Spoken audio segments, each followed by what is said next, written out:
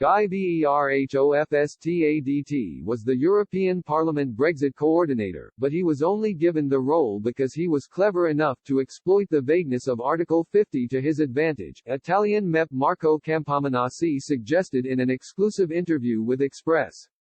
As the Brexit trade talks reach their final stage, the former chair of the Brexit Steering Group, BSG, Guy Verhofstadt said he is optimistic there will be an agreement between the EU and the UK as he pledged not to weigh into the last leg of the talks.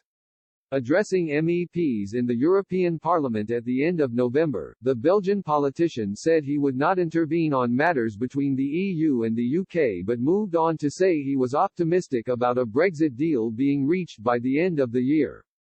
In a bizarre football analogy, Mr. Verhofstadt said, "First of all, I don't want to intervene on Brexit. I think we are in injury time, like we say in football, in these negotiations. But I am still optimistic because I think that this is not like football. Footballers are tired in injury time.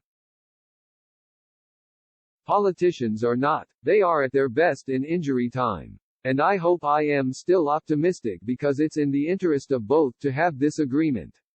The Belgian politician's claims are in stark contrast to how he behaved during the negotiations on the withdrawal agreement. Mr. Verhofstadt often tried to delay the process. For example, in December last year, he said the deal struck between the UK and EU could have been vetoed by European Parliament if the issue of citizens' rights was not fully resolved before Brexit Day.